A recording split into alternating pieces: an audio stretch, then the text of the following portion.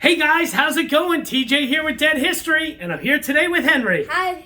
And today, Henry, is our what? Our last installment of our presidential series. This is it.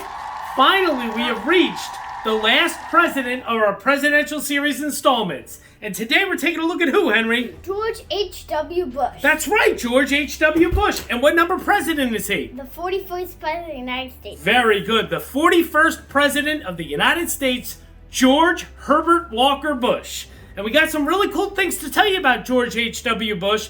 But first, before we do that, Henry, tell the people what they have to do. Hit subscribe down below, leave all your comments and questions, hit that bell, and give us a thumbs up. That's right. Great job.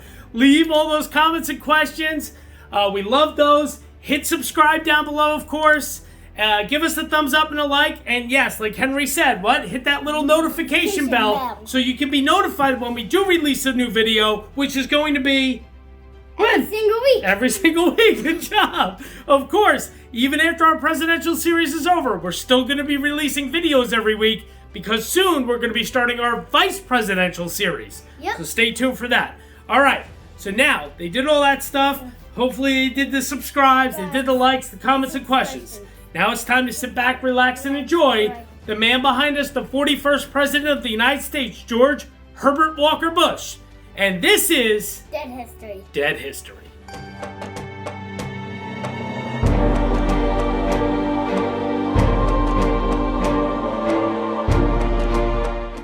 Hey guys, how's it going? TJ back with you with Dead History. And I'm here, of course, with Henry. Hi. For our very last presidential series installment, at least for the time being. And we're taking a look at the 41st President of the United States, the man behind us. Who is it, Henry?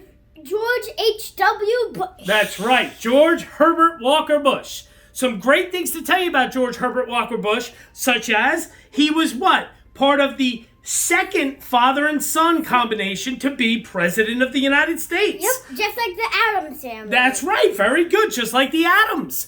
John Adams and John Quincy Adams, they were father and son. And George H.W. Bush was the father, and his son was George W. Bush. They were also father and son presidents, so very good.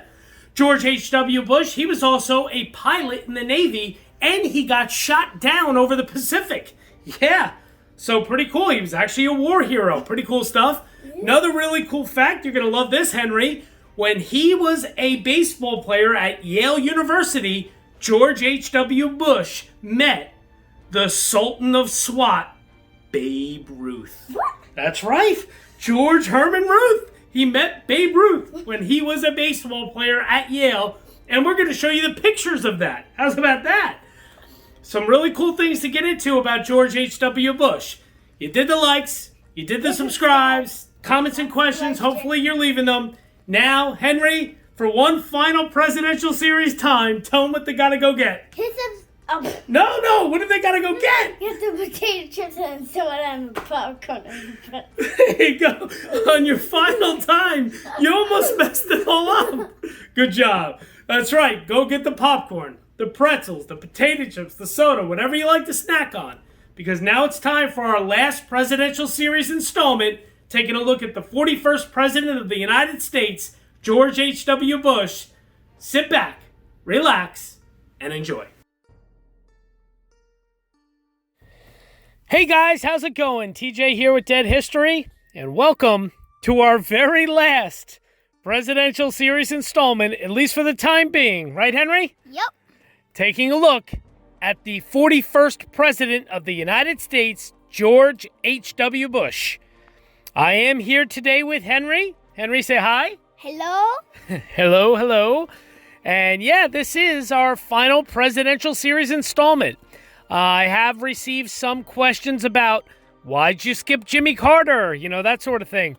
I think I've gone over this about 4 or 5 times at least in my videos, but I will go over it one last time. We are not doing living presidents during this series. Obviously, the name of our channel is Dead History. The channel really is centered around grave sites and final resting places of these historical figures, men and women. It really is, it would not go with our theme to just, cover Jimmy Carter or Bill Clinton or George W. Bush or Barack Obama or Donald Trump or Joe Biden. It would not go with the theme. So the theme is dead history. Now, listen, Jimmy Carter is, pretty up there in age. When the day does come that President Carter does pass away, we will do a video on him. No doubt. We 100% will. Once I get the opportunity to go visit a gravesite of President Carter's, I 100% will do a video.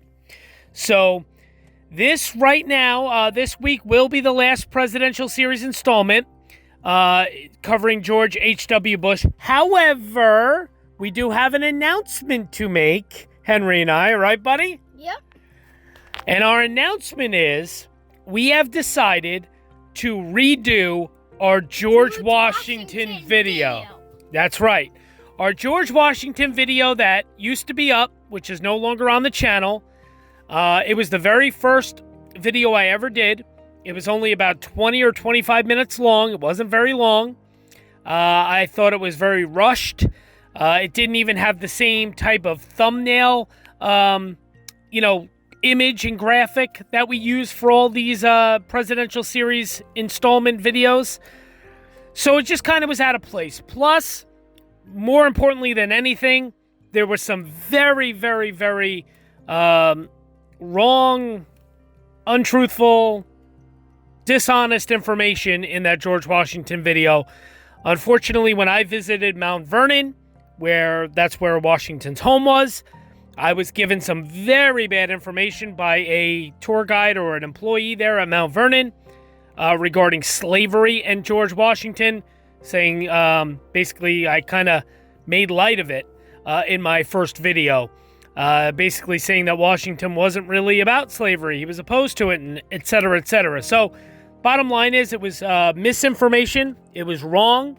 It was incorrect.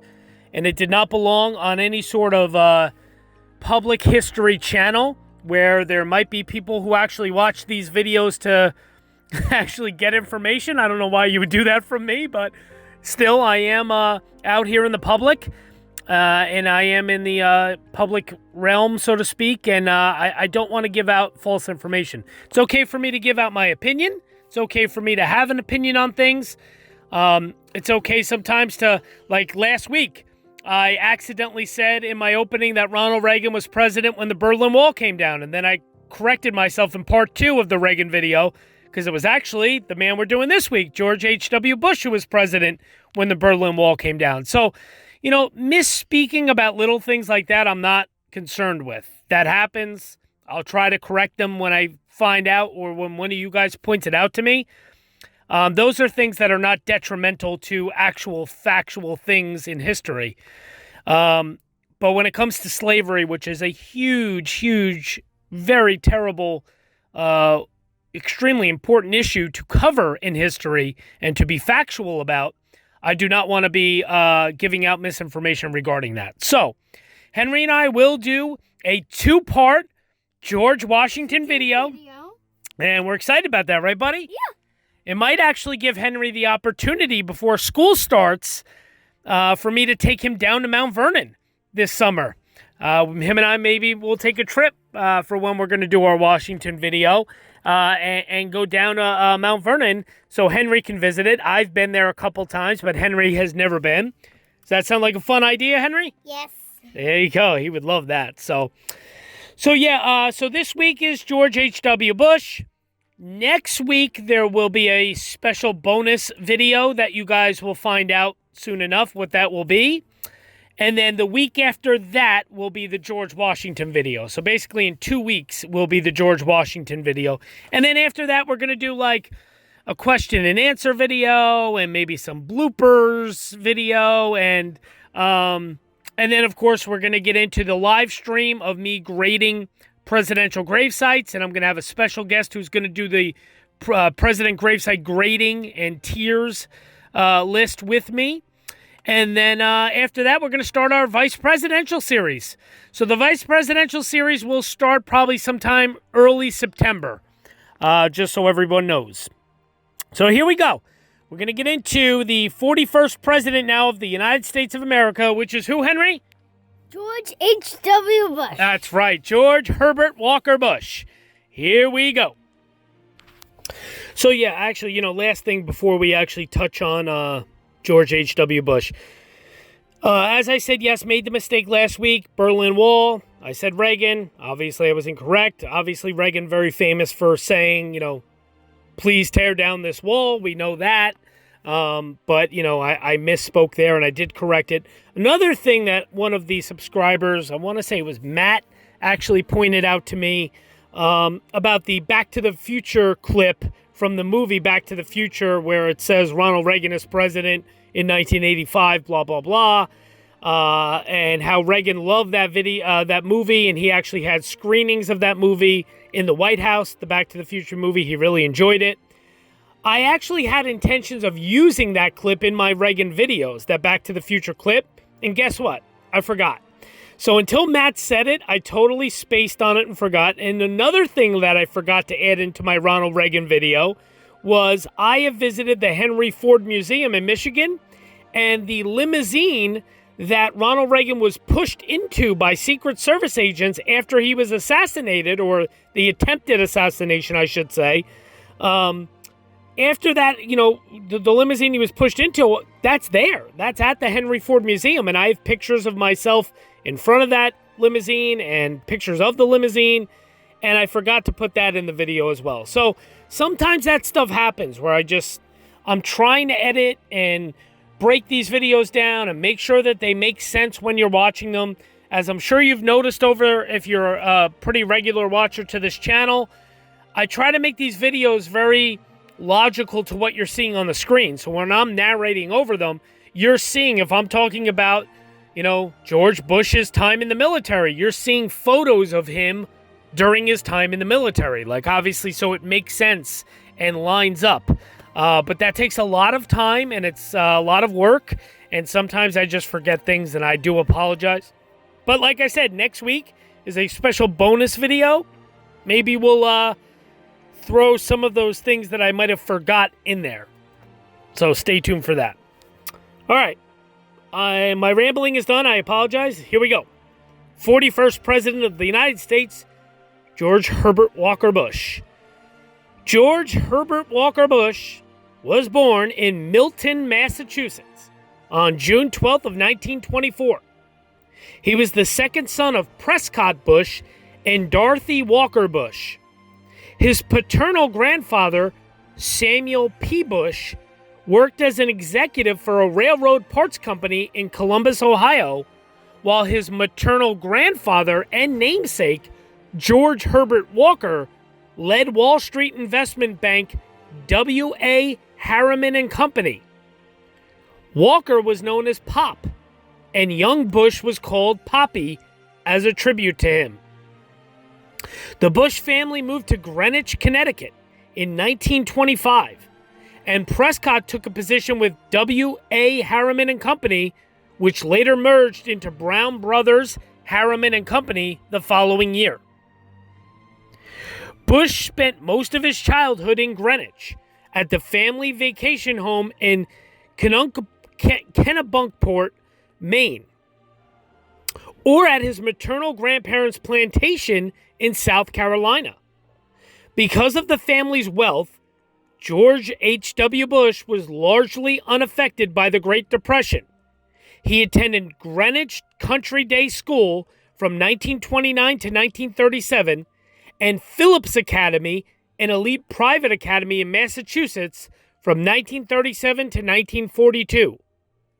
While at Phillips Academy, he served as president of the senior class, secretary of the student council, president of the community fundraising group, and a member of the editorial board of the school newspaper, and captain of the varsity baseball and soccer teams. On his 18th birthday, immediately after graduating from Phillips Academy, he enlisted in the United States Navy as a naval aviator. After a period of training, he was commissioned as an ensign in the Naval Reserve at Naval Air Station Corpus Christi on June 9th of 1943, becoming one of the youngest aviators in the Navy. Beginning in 1944, George H.W. Bush served in the Pacific Theater while he flew a Grumman TBF Avenger, a torpedo bomber capable of taking off from aircraft carriers. His squadron was assigned to the USS San Jacinto as a member of Air Group 51, where his lanky physique earned him the nickname Skin. Bush flew his first combat mission in May of 1944, bombing Japanese-held Wake Island, and was promoted to lieutenant junior grade on August 1st of 1944. During an attack on a Japanese installation, Bush's aircraft successfully attacked several targets but was downed by enemy fire. Though both of Bush's fellow crew members died, Bush successfully bailed out from the aircraft and was rescued by the USS Finback. Several of the aviators shot down during the attack were captured and executed, and their livers were eaten by their captors. Bush's survival after such a close brush with death shaped him profoundly, leading him to ask, "Why had I been spared, and what did God have for me?" He was later awarded the Distinguished Flying Cross for his role in the mission. Bush returned to San Jacinto in November of 1944, participating in operations in the Philippines. In early 1945, he was assigned to a new combat squadron, VT-153, where he trained to take part in an invasion of mainland Japan. On September 2nd of 1945, before any invasion took place, Japan formally surrendered following the atomic bombings of Hiroshima and Nagasaki. Bush was released from active duty that same month, but was not formally discharged from the Navy until October of 1955, at which point he had reached the rank of lieutenant.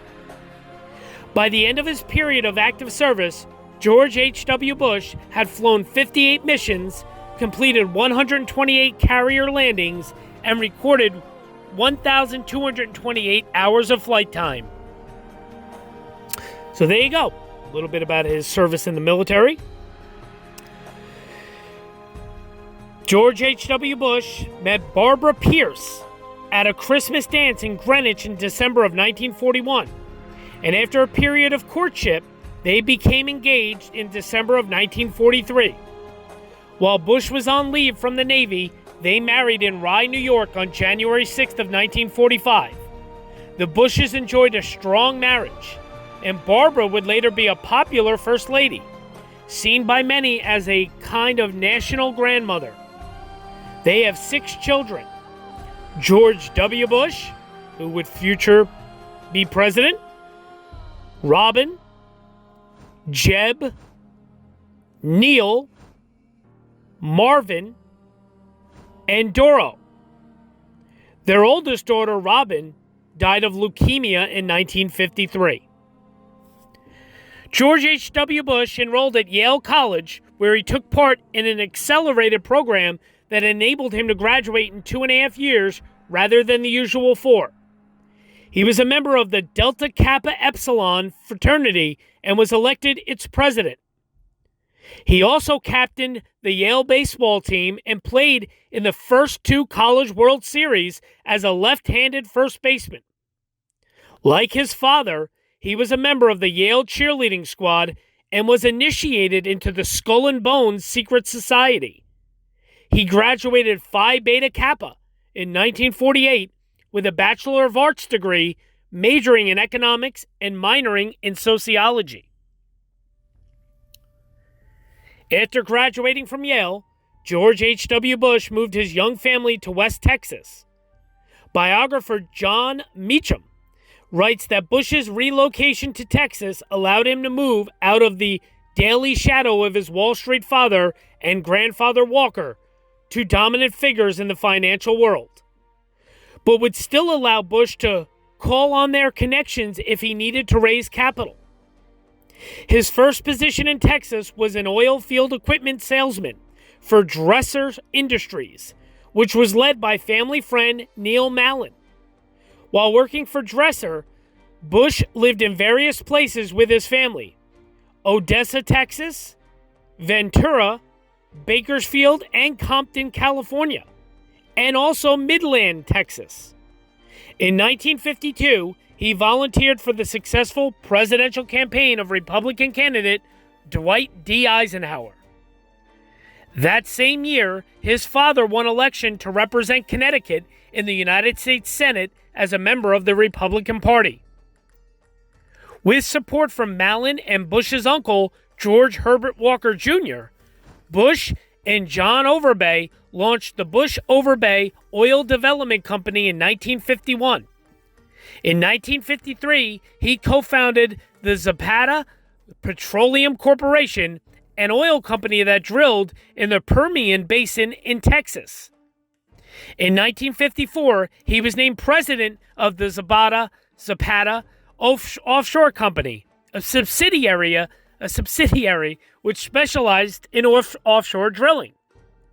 Shortly after the subsidiary became independent in 1959, Bush moved the company and his family from Midland to Houston.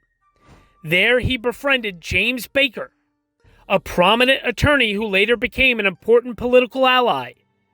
Bush remained involved with Zapata until the mid-1960s, when he sold his stock in the company for approximately $1 million.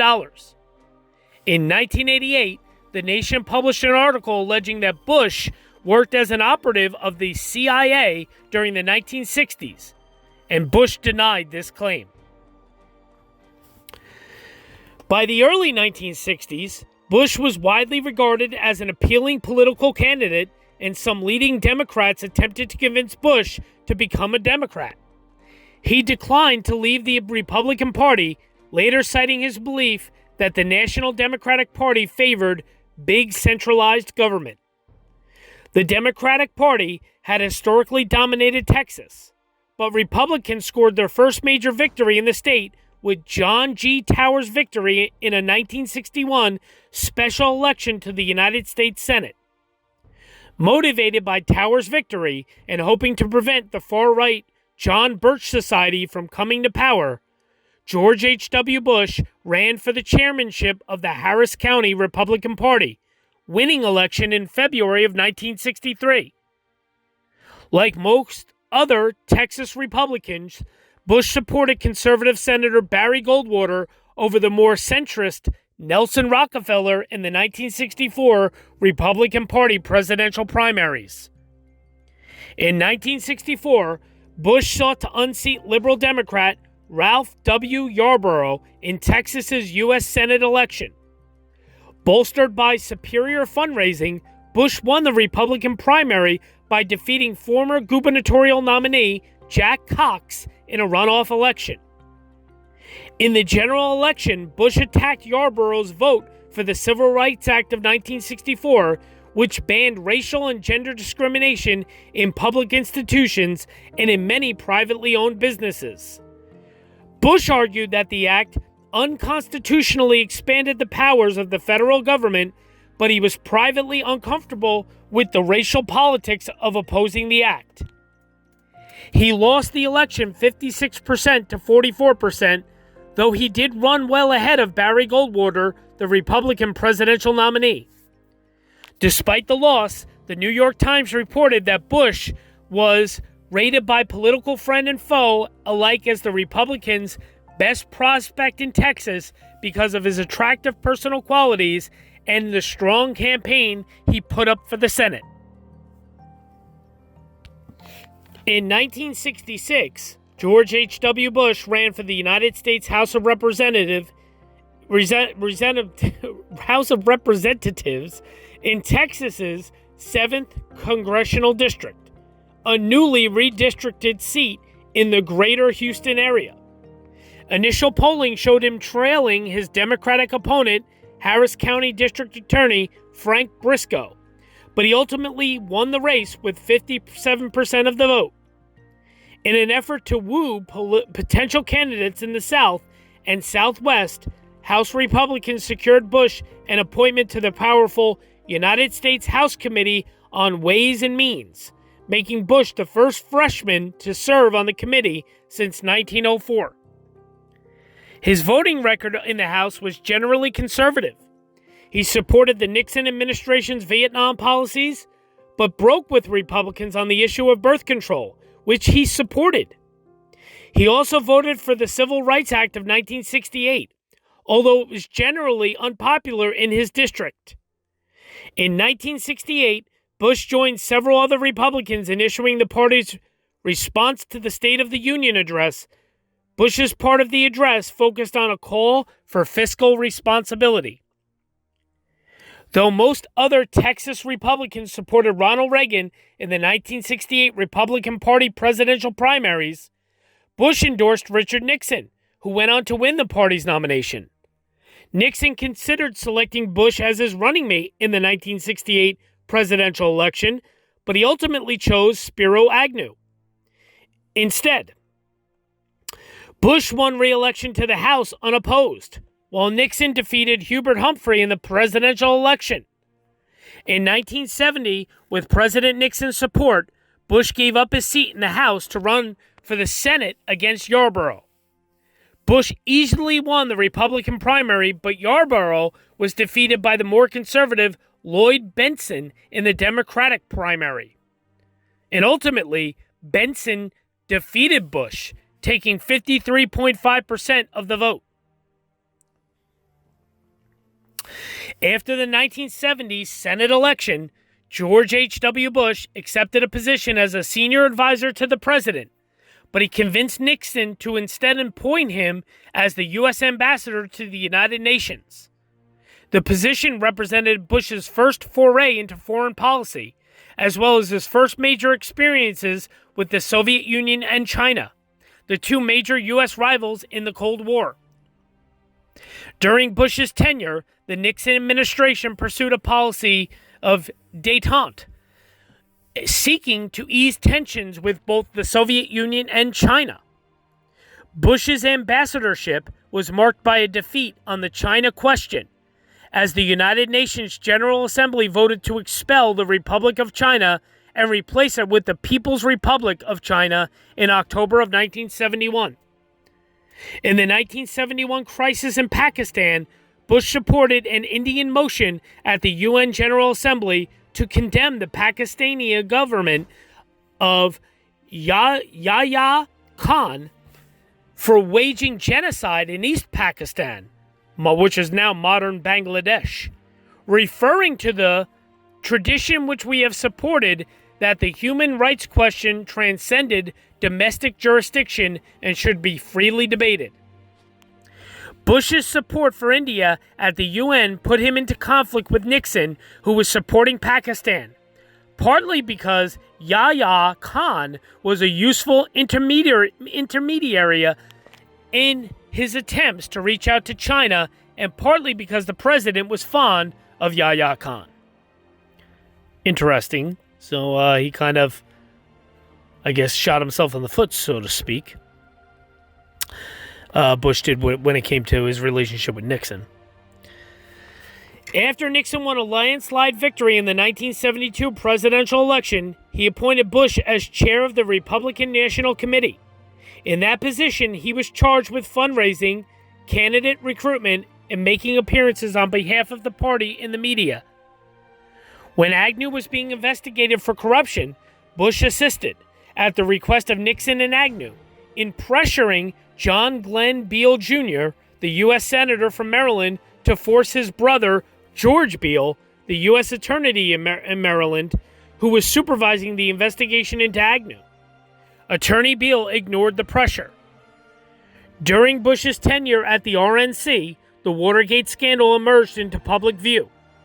The scandal originated from the June 1972 break-in of the Democratic National Committee, but also involved later efforts to cover up the break-in by Nixon and other members of the White House.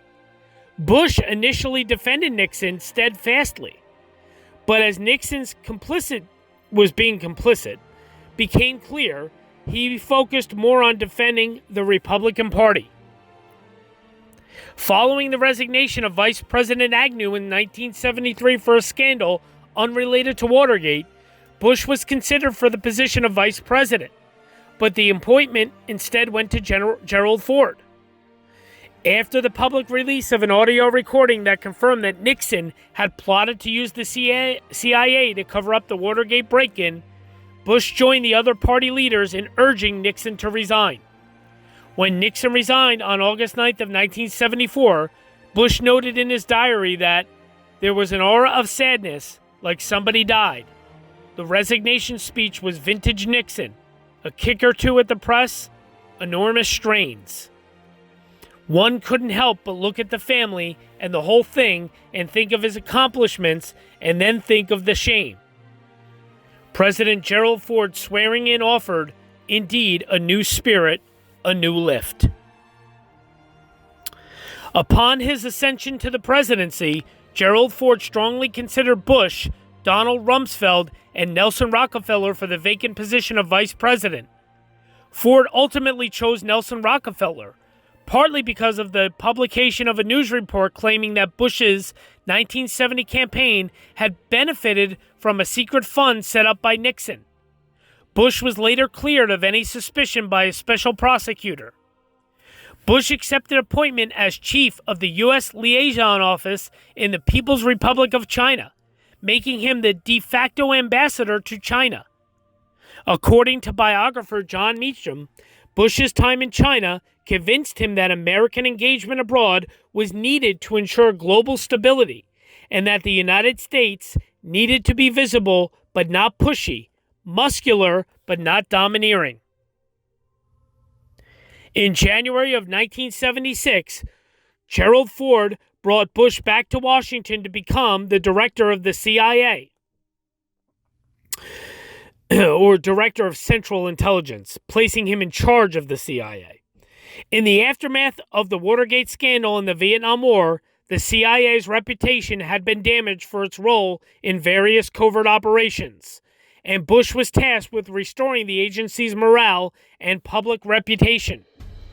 During Bush's year in charge of the CIA, the U.S. national security apparatus actively supported Operation Condor operations and right-wing military dictatorships in Latin America. Meanwhile, Ford decided to drop Rockefeller from the ticket for the 1976 presidential election. He considered Bush as his running mate, but ultimately he chose Bob Dole. In his capacity as DCI, Bush gave national security briefings to Jimmy Carter, both as a presidential candidate and as president-elect. Bush's tenure... Bush's tenure at the CIA ended after Carter narrowly defeated Ford in the 1976 presidential election. Out of public office for the first time since the 1960s, Bush became chairman on the executive committee of the First International Bank in Houston. He also spent a year as a part-time professor of administrative science at Rice University's Jones School of Business. He continued his membership in the Council on Foreign Relations, and he joined the Trilateral Commission. Meanwhile, he began to lay the groundwork for his candidacy in the 1980 Republican Party presidential primaries. In the 1980 Republican primary campaign, Bush faced Ronald Reagan, who was widely regarded as the frontrunner, as well as other contenders like Senator Bob Dole, Senator Howard Baker, Texas Governor John Connally, Congressman Phil Crane, and Congressman John B. Anderson. Bush's campaign cast him as a youthful, thinking man's candidate who would emulate the pragmatic conservatism of President Eisenhower. In the midst of the Soviet-Afghan War, which brought to an end to a period of détente, and the Iran hostage crisis, in which 52 Americans were taken hostage, the campaign highlighted Bush's foreign policy experience. At the outset of the race, Bush focused heavily on winning the January 21st Iowa caucuses, making 31 visits to the state. He won a close victory in Iowa with 31.5% to Reagan's 29.4%. After the win, Bush stated that his campaign was full of momentum, or the Big Mo, and Reagan reorganized his campaign. partly in response to the Bush's campaign frequent questioning of Reagan's age. Reagan turned 69 in 1980. The Reagan campaign stepped up attacks on Bush, painting him as an elitist who was not truly committed to conservatism. Prior to the New Hampshire primary, Bush and Reagan agreed to a two-person debate, organized by the Nassau Telegraph but paid for by the Reagan campaign. Days before the debate, Reagan announced that he would invite 4 other candidates to the debate. Bush, who had hoped that the one-on-one debate would allow him to emerge as the main alternative to Reagan in the primaries, refused to debate the other candidates. All 6 candidates took the stage, but Bush refused to speak in the presence of the other candidates. Ultimately, the other 4 candidates left the stage and the debate continued.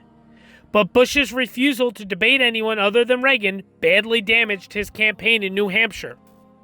He ended up decisively losing New Hampshire's primary to Reagan, winning just 23% of the vote.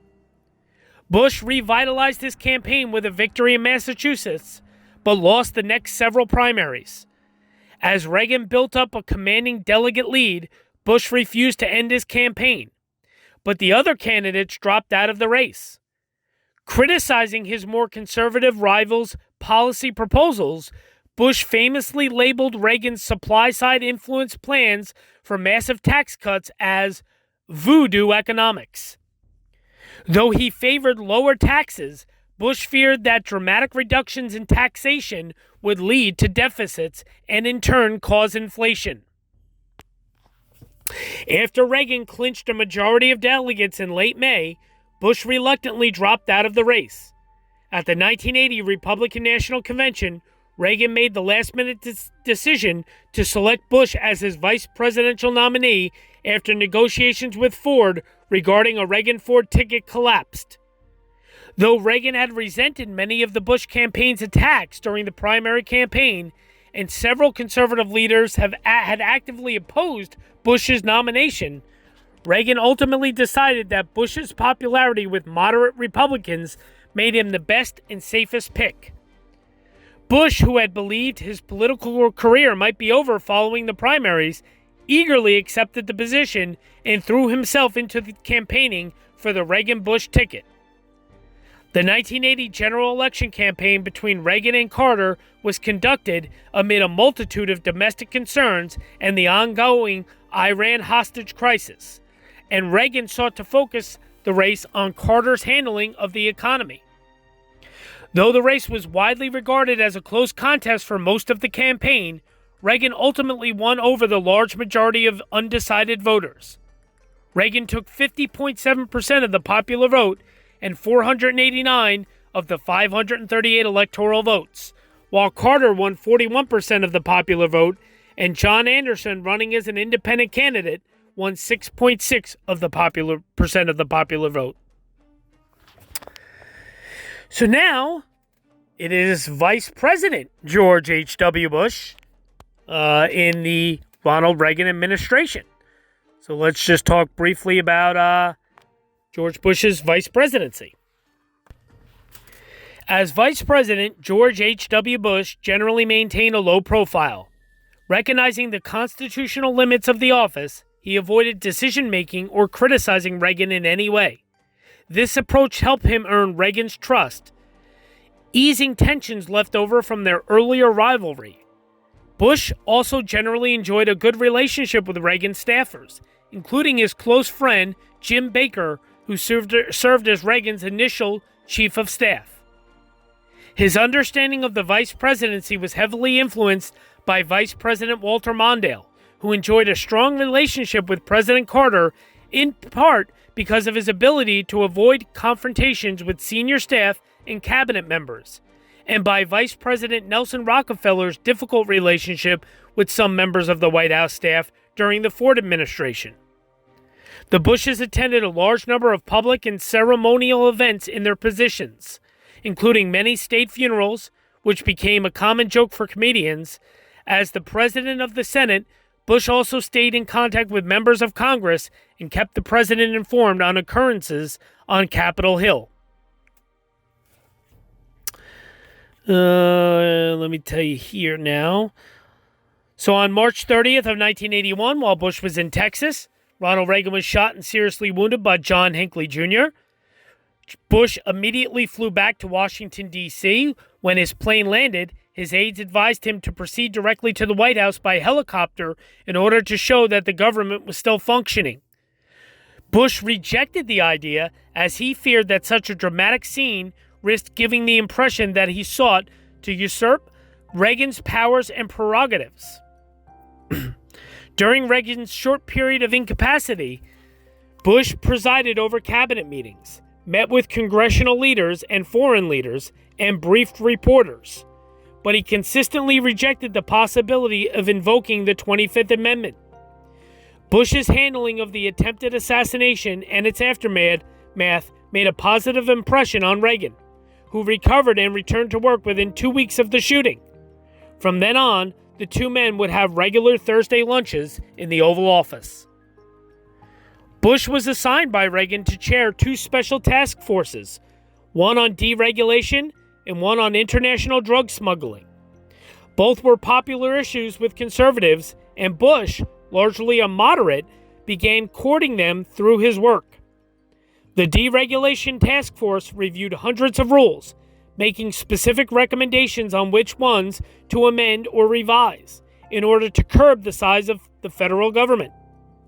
The Reagan administration's deregulation push had a strong impact on broadcasting, finance, resource extraction, and other economic activities, and the administration eliminated numerous government positions.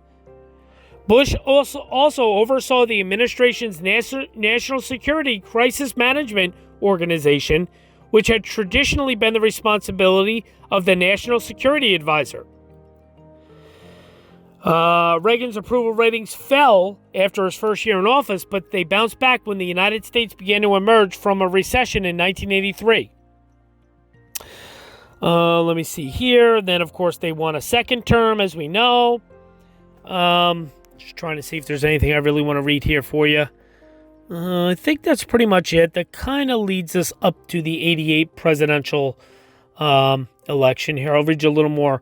In 1980, Bush ran for the Republican presidential nomination, but lost to Ronald Reagan.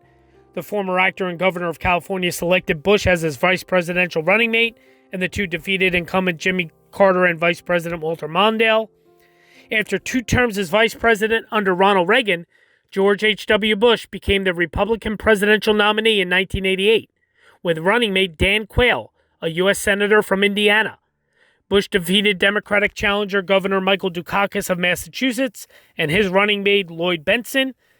We'll get into that in part 2 of exactly what happened, as far as what happened in that election. So that's pretty much it. Bush was kind of a quiet vice president. Didn't do a whole lot. He just kind of kept to himself, really. He didn't stir the pot. He didn't rock the boat too much. Bush didn't always agree with many of the Reagan policies, regarding some foreign policies and other things. But, he went along with everything, Reagan did for the most part, and he kept the peace. So that's kind of an overview of Bush as vice president. Let me see here now some interesting facts I can tell you about George H.W. Bush. Let me see if there's anything early life. No.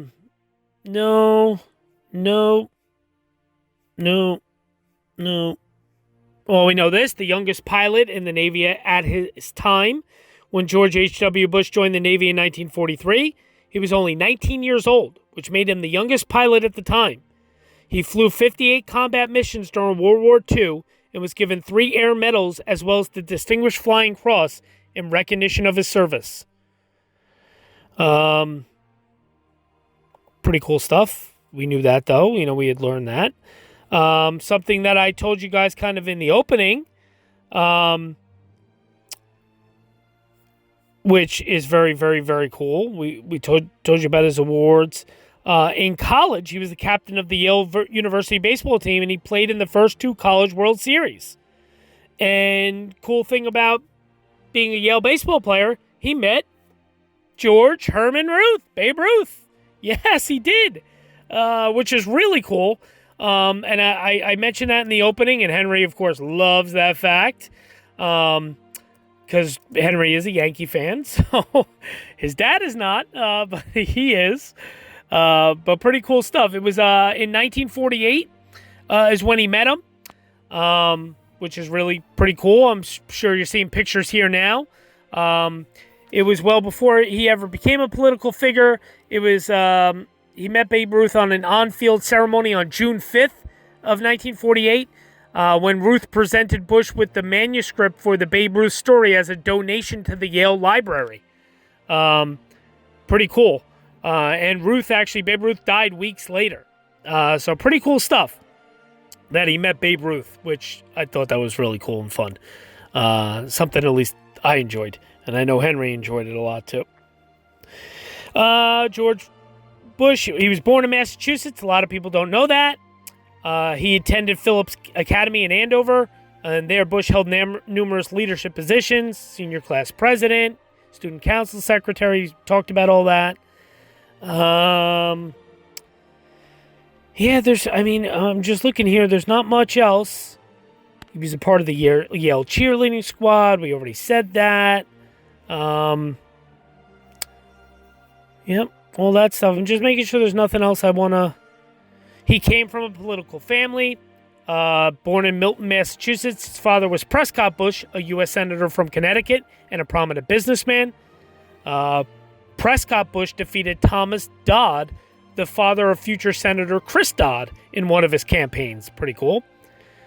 Bush was one of the youngest pilots in the Navy. Bush met Babe Ruth while playing baseball at Yale. We just said that. Bush did well in the oil business. After graduating from Yale, Bush went out on his own and entered the oil business. Bush started his own firm in 1951 and gained success over the next 15 years in Texas. Bush quickly became successful in the Republican Party. After winning a seat in the House of Representatives in 1966, Bush was on the fast track in the GOP, but President Nixon asked him to give up his House seat in 1970 in a move that led to Bush losing to Lloyd Bentsen in a Senate race. A grateful GOP gained more respect for Bush. Bush gained a wealth of experience quickly. How grateful was the GOP? In the 1970s, Bush was the ambassador to the United Nations, the chairman of the Republican National Committee, the U.S. envoy to China, and the director of the CIA, all before 1977. Bush was an academic. During the administration of Democratic President Jimmy Carter, Bush jumped off the fast track for a few years, taught some college classes, and worked with the Council on Foreign Relations. We know that he beat Reagan in the 1980 Iowa caucus. We touched on that. Here's a cool one. George H.W. Bush was connected to Martin Van Buren.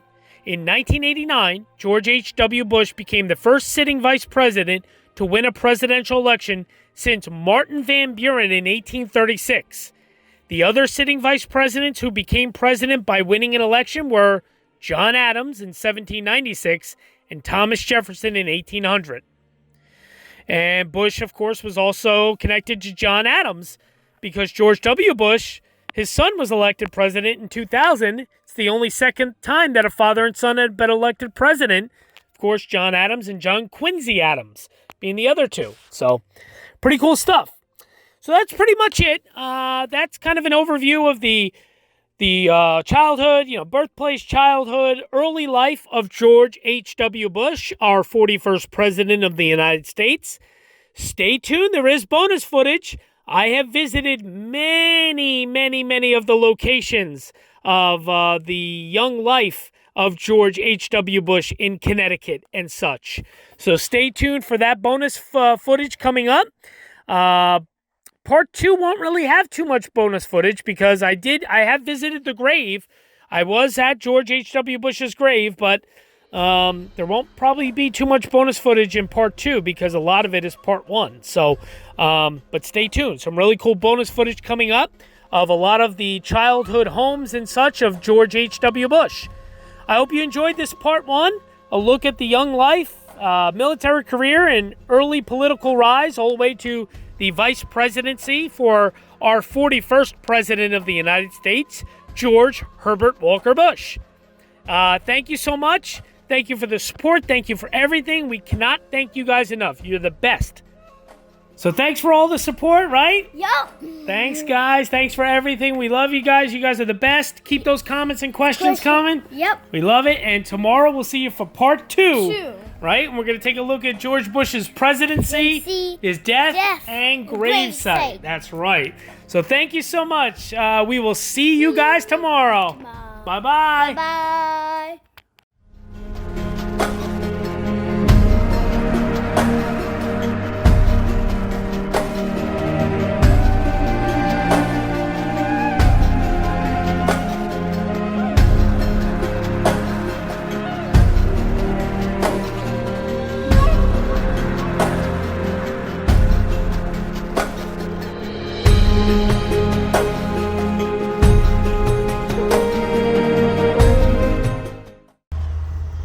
Hey guys, TJ here.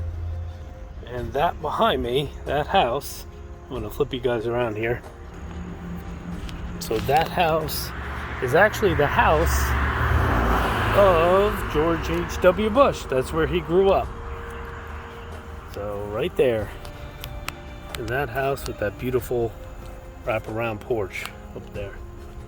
I mean, I'm on their property. I should really not be here, but there you go. That is the Bush home. That's where he grew up, here in Greenwich, Connecticut. The family moved. He was born in Massachusetts, and then they moved here when he was about 1 year old. He was only about 1, so this is it. It's actually 15 Grove Street in Greenwich, Connecticut. I don't know if it's Grove Lane or Grove Street, but this is the property. Here's the driveway. Obviously, it is a private residence. And there you go. Leads you right up to the home right up there. That's where George H.W. Bush, the 41st president, grew up here in Greenwich, Connecticut. Spent most of his life, most of his childhood here, actually. So, thanks for joining, guys.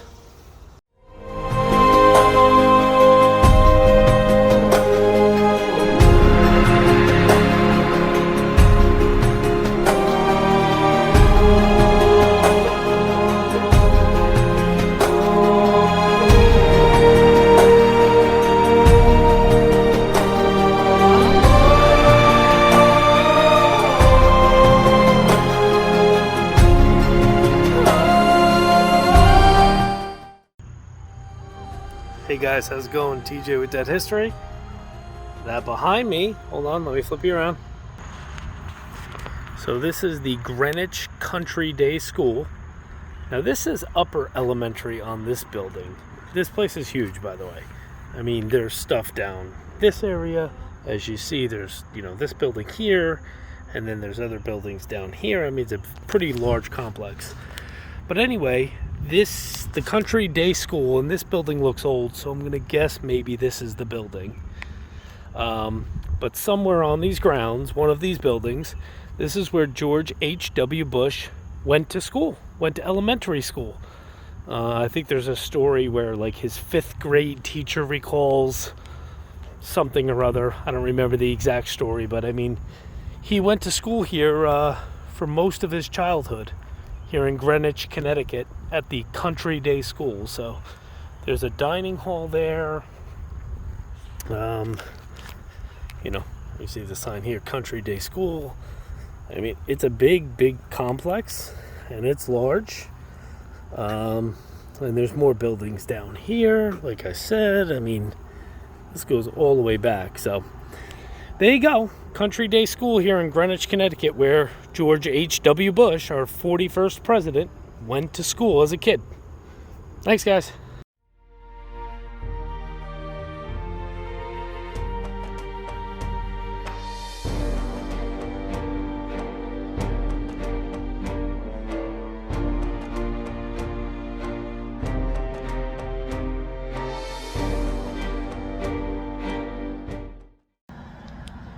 Hey guys, TJ here with Dead History. And that behind me, I'm actually going to turn you guys around. So this behind me is actually the Round Hill Club in Greenwich, Connecticut. And the Round Hill Club, that is actually where George H.W. Bush, when he was about 18 or 19 years old, he attended a Christmas dance here, and he met 16-year-old Barbara Pierce, who later became First Lady Barbara Bush. But they met right here at a Christmas dance when George H.W. Bush was about 18 or 19, and Barbara Pierce was about 16 at the time. And I didn't actually know this. She's actually a distant relative, a distant cousin of President Franklin Pierce, which I did not know. This is a very, very affluent, prestigious golf club. So there you go. The Round Hill Club here in Greenwich, Connecticut, where Barbara and George H.W. Bush first met. Thanks, guys.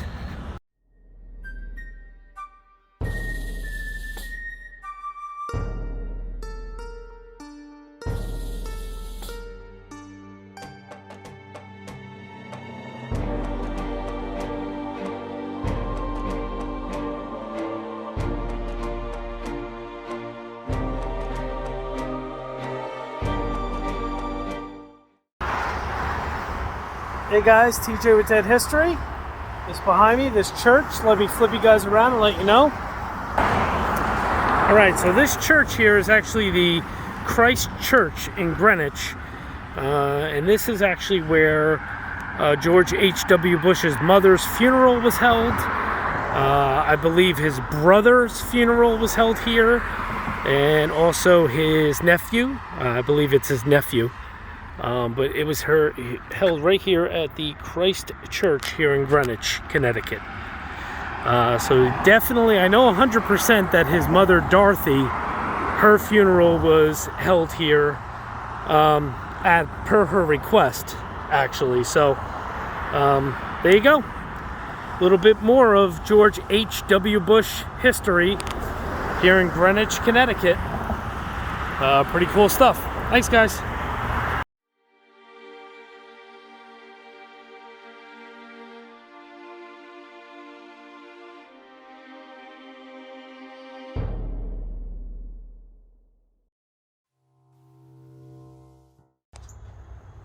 Hey guys, how's it going? TJ here with Dead History.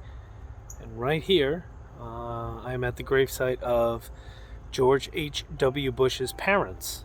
Let me turn you guys around. So this is the plot of George H.W. Bush's parents, Prescott Bush and his wife, and George H.W. Bush's mother, Dorothy. So here's Prescott Bush. He was a senator, United States senator, of course. This is George H.W. Bush's father, so George W. Bush's grandfather. And then, of course, this is George H.W. Bush's mother, Dorothy, George W. Bush's grandmother. So here they are. And then right next to them is actually, right here, Prescott Bush Jr. That's actually George H.W. Bush's brother. So, and I believe right here, this is a grandson of Prescott. So I believe this right here is George H.W. Bush's nephew. I'm pretty sure. And then there's another one over here. I'm not exactly sure who James Bush is. Not really sure, but here you go. The Bush family plot here in Greenwich, Connecticut. This is at the Putnam Cemetery in Greenwich, Connecticut. But George Bush's father, George H.W. Bush's father, Prescott Bush, and George H.W. Bush's mother, Dorothy Bush. So there you go. The 41st president of the United States' parents here, and also his brother, and I believe his nephew right here. There you go, guys. The Bush family plot here in Greenwich, Connecticut. For any of you wrestling fans out there, the mean streets of Greenwich. Thanks for joining, guys. Bye-bye.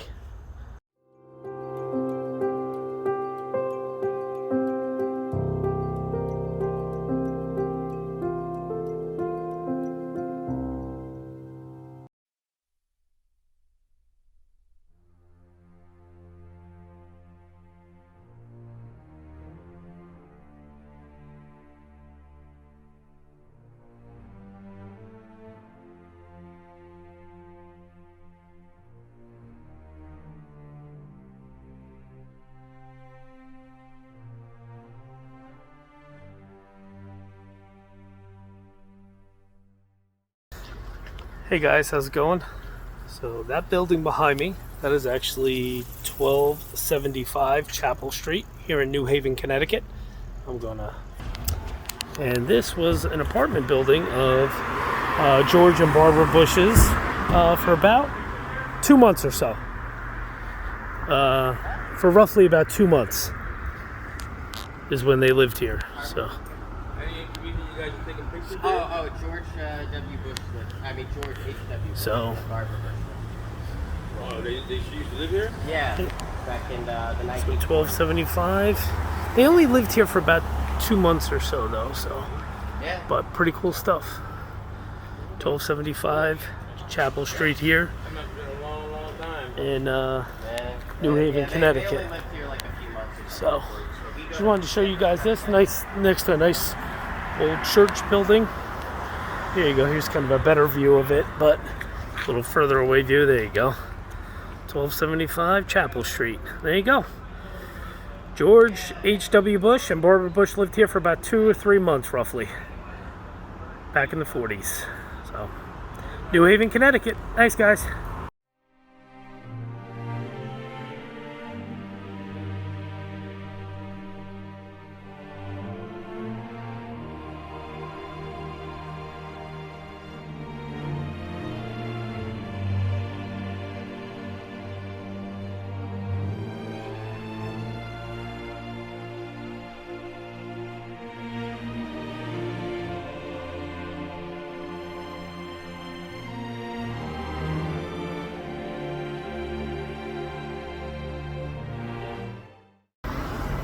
Hey guys, how's it going? TJ here with Dead History. And that house right behind me, let me flip you around and explain. So we are on the corner of Whitney and Edwards Street here in New Haven, Connecticut. And this is actually 281 Edwards Street. I'm actually going to walk across, as long as I can get over there safely right now. This was the residence, see, corner of Whitney and Edwards. This was the resident of George H.W. Bush and Barbara Bush at one point. So they did live here. Obviously, I don't know if the home looked like this back then. I don't know what the home looked like, but they definitely lived at this residence. I don't know if it was broke up into apartments or what the case was, but they did live here, 281 Edwards in New Haven, Connecticut. So, pretty cool stuff. Like I said, it's on the corner of Whitney and Edward Street. I'm going to get you one more kind of front shot of this. And so there you go. Thank you very much for tuning in and joining. And there you have it. Thanks, guys.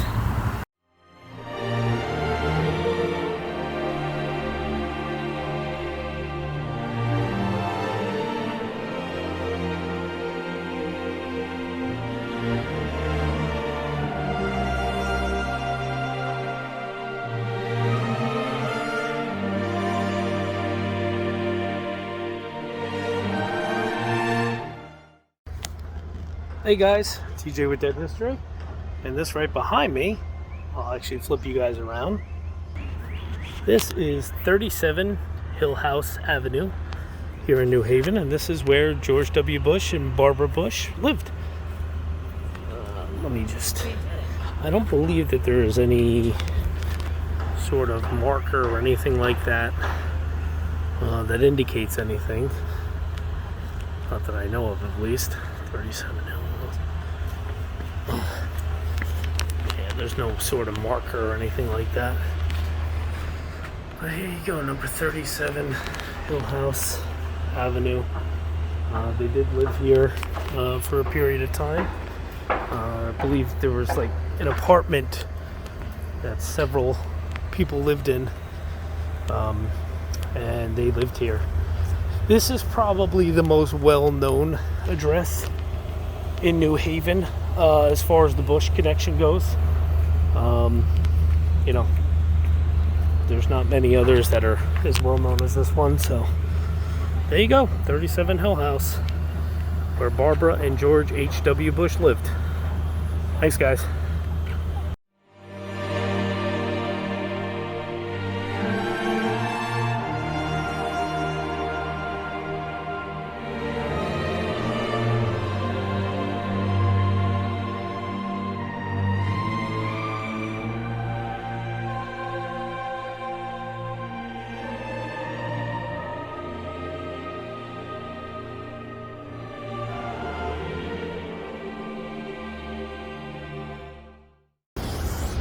Hey guys, TJ with Dead History, and if you see that sign behind me, actually I'm going to flip you guys around.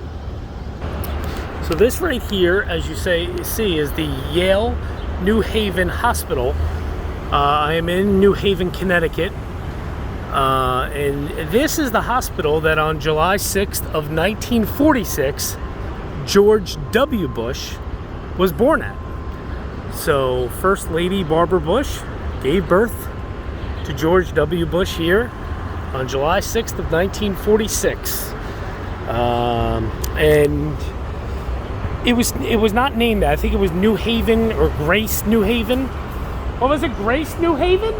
Yeah, Grace New Haven Hospital back then is what the name of it was. But it's the same. You can actually see this part of the building looks pretty old. So there's obviously parts of the building that are probably the original. So yeah, pretty cool stuff, but this is where George W. Bush was born, obviously son of George H.W. Bush and First Lady Barbara Bush. So thought it was just a fun little added bonus for you guys to see. So thanks for stopping in and joining, guys.